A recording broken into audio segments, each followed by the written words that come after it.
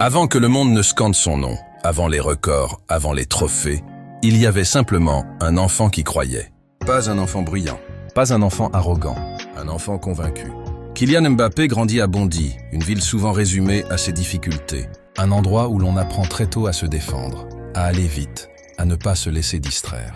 Chez lui, le sport est présent, mais rien n'est garanti. Avoir un cadre ne signifie pas avoir un destin. Chaque rêve doit être défendu. Très jeune, Kylian ne joue pas au football comme les autres. Il ne court pas dans tous les sens. Il observe, il anticipe, il comprend avant d'agir. Quand les autres enfants jouent pour s'amuser, lui joue avec une concentration inhabituelle, comme s'il voyait déjà plus loin. Il parle peu, mais quand il parle, ses mots sont précis. Il ne dit pas qu'il espère réussir. Il dit qu'il va réussir. Beaucoup sourient. On trouve ça mignon. On pense que ça passera. Mais cette conviction ne disparaît pas. Elle grandit. À mesure qu'il progresse, l'attention arrive. Les regards deviennent plus lourds. Les attentes s'installent. Très tôt, on attend de lui qu'il soit spécial. Très tôt, on guette la moindre erreur. À Monaco, son talent explose. La vitesse, la lucidité, le sang-froid. Il ne semble jamais paniquer. Même dans les grands moments, même face aux joueurs plus âgés. Quand il marque, on parle de phénomène. Quand il hésite, on parle de pression. Mais Kylian avance avec une sérénité déroutante. Il n'est pas pressé. Il n'est pas emporté par le bruit.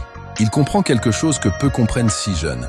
La carrière est un marathon, pas un sprint. Quand il arrive à Paris, la lumière devient brûlante.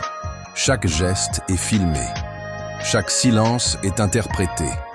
Il ne représente plus seulement un joueur. Il représente un symbole, un avenir, une promesse. À chaque match, on exige l'exploit. À chaque compétition, on exige le miracle.